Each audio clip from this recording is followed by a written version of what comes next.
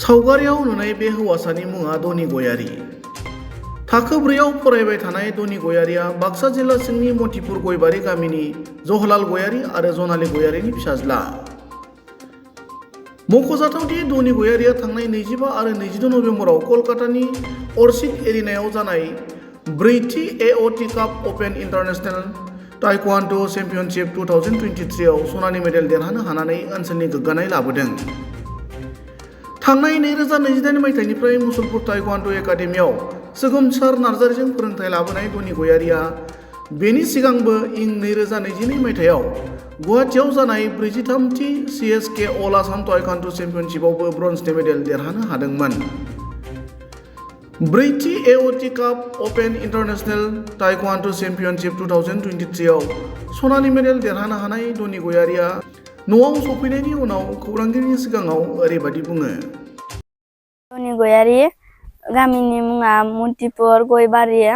आङो 4 थाखोआव फरायो। मा स्कुलाव फरायो? मतिपुर मिलन गुदि फरायसालियाव फरायो। नोङो मा खेला गेलेनानै मा बान्था देरहाबोनो हादों फोरमायगोन नामा? आङो कलकातायाव इन्टारनेशनेल गेलेनानै गल्ड मेडेल देरहाबोनो हादों। मा खेला गेलेदोंमोन? ताइक्वान्ड' गेलेदोंमोन। माला गेलेहैदोंमोन? 25 आरो 26 आव गेलेदोंमोन। बबे हादरनि गेलेगिरिजों गेलेनानै बे बान्थाखौ देरहानो हादों? आङो नेपालनि मानसिजों गेलेनानै देरहाबोनो हादों। ससे बासजों थांदों, ओमफ्राय ट्रेनजों थांदों आरो ससे बासजों थांदोंमोन। फैसाखौ आइयानो होदोंमोन। आंनि गोसोआव जोबोद खुसि जादों। आङो गेलेबावगोन, ताइक्वान्ड'खौ गारनो हाया। कम्पानि मावो बेंगालराव। जोंहा मोजाङैनो सोलिगासिनो दं दा। आंहा आइ आफाया मोजाङै फोरोङो। जोंहा आइया गामिफोराव हाजिरा मावो, ओमफ्राय बाबाया बेंगालराव कम्पानि मावो। गुबुन फारसेथिं बिमा जनाली गयारीया फिसाज्लानि बेबायदि जाफुंसारनायखौ गोजोननाय फोरमायनानै न'खरनि आंखालखौ सुफुंनो थाखाय धनि गयारीनि बिफा जवाहरलाल गयारीया गुबुन रायजोआव खामानि मावनो थांनाया 2 बोसोर जाहैबाय होनना बुङो आरो फिसाफोरखौ सोलोंथाइ होनायाव जोबोर जेंना जायो होनना फोरमायबावो। आंथ' बहुद गोजोननाय मोनदों। गथ'नि थाखाय बहुद खस्थ' होनाय जादों खेलाखौबो। दा मुसलपुर गुवाहाटीयाव गेलेहैदोंमोन आरो खनसे गेलेहैदों गुवाहाटीयाव। थाखो 4आव फरायगासिनो दं। बिदिनो स्कुलनिफ्राय सफैनानै टाइमा मोनाबिलि 3थाफोराव थाङो। ओमफ्राय बिदिनो खस्थ' मस्थ' गाव हारसिंबो थांनो हाया, लामायाबो गोजान। ओमफ्राय आंबो सम मोनबाथाय दोनलाङो। आंबो आरो बिदिनो खामला हाजिरा मावो मोनबाथाय। ओमफ्राय गथ'आबो उन्दै नालाय हारसिं थांस्लाबनो हाया, मोनाबोयो। बिदिनो खस्थ' होदों आरो गथ'खौ। दा बिफायाथ' थांनाया बोसोरनैयानो जाबाय, बारबावबायसो। ओमफ्राय दा न'आवबो फैनो हाया थाखा फैसानि थाखाय। गथ' 2 दङ दा। सासेयाबो गिदिराबो फिसाजोआ दा पिउ फाइनाल होगोन नालाय, बिनि थाखायबो रांनि थाखाय बहुद खस्थ'। ओमफ्राय दा बिदिनो खस्थ' 2बो थाखानि थाखाय। माथो दा जोंहा हायानो गैखाया। दा थानायखिनियाल' बिगासेल' दङ।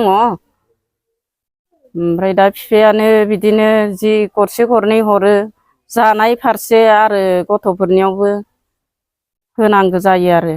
आंथ' जायखिजाया दा रायजो राजाया जेनेबा अबेबाफोर गोजानाव गेलेनो थांनो गोनांबा जोङो थाखा फैसानि थाखायनो हाया गथ'खौ हगार हरनो।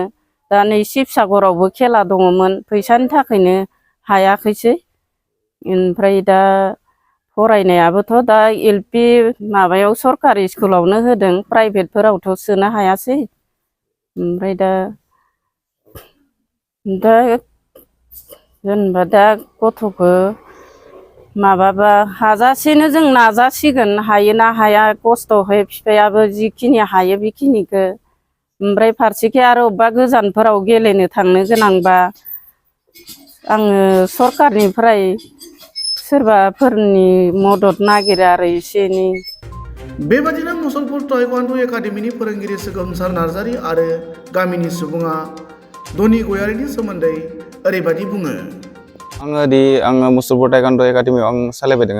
आं बिसोरखौ ट्रेनिं होनाया 2019 निफ्रायनो आं क्लाबखौ खुलिदोंमोन स्टार्टिं खालामदोंमोन खुलिनानै ओमफ्राय जेनोखि आंनि रिप्रेजेन्टआ जिखिनि आं सिखायनानै बिसोरखौ आङो मा होनो कलकातायाव 4 अट' काप इन्टारनेशनेल टेंगानु चेम्पियनशिप आं गेलेनो लांदोंमोन बेयाव बिथांमोना आंनि फरायसाया गल्ड मेडेल आरो सिलभार मेडेल मोननायाव आं बहुत साबायखर आं बिसोरखौ बावनो सानो आंनिफ्राय कंग्रेचुलेसन आं होननो सानो बिसोरो उन फिउचाराव लागि मोजाङै माने मावलांबाय थाथों बिदिनो गेम गेलेनायजों फरायनानै लोगोसे माने गावसोरनि केरियारखौ दानो हायो जि जोंनि एकाडेमियाव दं 35 प्लास दं जोंनि एकाडेमियाव गेम गेलेनाया जोंनिया निजाके जों थांनांगौ जायो निजाके माने बिमा बिफाया माने डनेसन बा माबा मोनसे माने हरनांगौ जायो जों माने गभर्नमेन्टनिफ्राय जों फान्ड मोना आङो गथ'फोरनिफ्राय 600 करि लायो मासाव आं बिदिनो माने सोलिबाय दङ गथ'फोरखौ माने बिदिनो आङो फोरोंनानै आंनि थांलाय फैलायखौ आं माने सोलिबायदों बिटिआर गभर्नमेन्टखौ आं बेखौनो सानैनि गथ'नि थाखाय आं खावलायनो सानो जि माबाफोर मोनसे बिटिआर गभर्नमेन्टआ इसोरनो फान्डिं माबा मोनसे होयोबा आं बेखौनो खावलायनाय जायो धनि गयारि बिथाङाबो गल्ड मेडेल मोनबोनो हादों बिथांनि माने गभर्नमेन्टआ आंखौ आंनि खावलायनाय जेला आं खावलायो जे बिथांलाबो जेबो हा हु बा थानाय आरो बिमाया इमान जेब्ला खस्थ' खालामनानै फिसालाखौ माने इमान गोदोराव लागि गेम गेलेनो थाखाय माने रिप्रेजेन्ट खालामहरदों बिथांमोनखौ बाय बिटिआर गभर्नमेन्टआ नायफिनोबा माने मोजां जागौमोन आरो धनि गयारिया फैबाय थानाय दिनाव लागि माने उन प्रेजेन्टआव लागि मोजाङै माने मेडेलफोर लानो हागोन एसियान गेम बा साउथ एसियान गेमाव लागि थांनो हानायखौ माने सानदो आरो गयबारि गामिनिनो आंनि मुङा जाबाय जगेन गयारि आरो आंनिनो बिमायं फिसा जायो बियो दा आं बे बिमायं फिसा जानानै आरो आं गामिनि जानानै आं फंनैसो बुंनो नागिरदों दा बे फिसाया दिनै कलकातायाव इन्टारनेशनेल गेलेनानै दिनै गल्ड मेडेल लानानै देरहाबोनो हादों दा बेखौ आं जोबोद गोजोननाय मोन्दों आरो लोगोसे जोंहा गामिनि रायजो राजा आइ आफाया गोबां गोजोननाय मोन्दों जों दाख्लै बिथांखौ सौफैनाय लोगो लोगो गोबां गामिनि रायजो राजा आइ आफाया बरायदों मान होदों आरो बिथाङा गावनि आंगो बिमा बिफानि मान मर्यादाखौ लाखिनानै गामिनि मान मर्यादा होनो हादों आरो थुलुंगा होनो हादों दे बे जे दिनै नेसनेलाव गेलेनानै जे दिनै मान बान्था लानो हादों बे जोबोद गोग्गाथाव जादों बे जोंनि गामिनि थाखाय आरो बेबायदिनो इयुन समावबो बे गथ'आ बेबायदिनो गोजौ थाखोआव गेलेनानै बेबायदिनो गिदिर गिदिर आरो बाहागोआव लानो हागोन होननानै आं सानदों दा जोंहा गामिखौ जौगाहोनायाव बा थुलुंगा होनायाव बे फिसाया दिनै उन्दै समावनि दिनै जों बेखौ साननो हायाखैमोन दे जे बिदि दिनै इन्टारनेशनेलाव दिनै गेलेनानै जे मान बान्था लानो हादों बे बिराद गोजोनथाव जादों आरो बिथाङा गावनि सोलोंथाइ नाजानायखौ लानानै दिनै जाफुंसार जाहोनो हादों आरो गावनि आथिङाव गसंना थानो हानायनि खामानि दिनै नाजानायनि गेजेरजों लानो हादों बेबायदिनो दिनै न'खराथ' जोबोद गोरिब न'खर बिनि बिफानि मुङा जवाहरलाल गयारि बिथाङा दा न'खरावनो गैया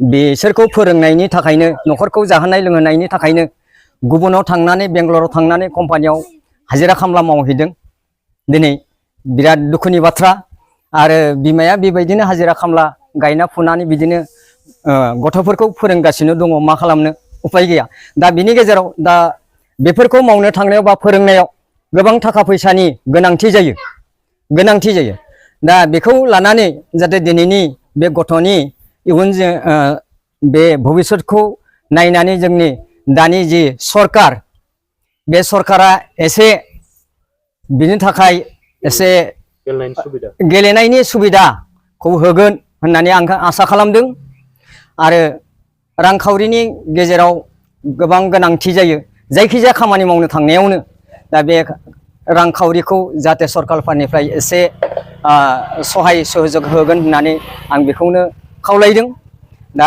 आं गामिनि जानानै आं बेखौनो बुंदों आरो आं फिसाखौ जोबोद साबायखर होदों आरो बोर सारस्रिदों गामिनि आइ आफाया दाख्लै बेबायदिनो फिसाखौ बयबो बरायदों आरो बोर सारस्रिदों गामिनि मोजां जौगाथाय आरो मोजां मान लाखिदों फिसाया आं बेखिनिखौनो बुंनानै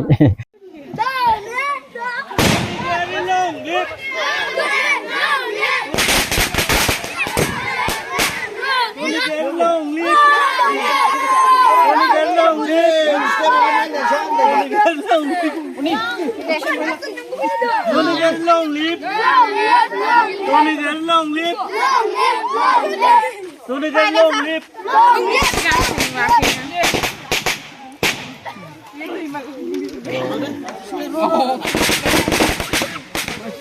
ding ay lan ko na.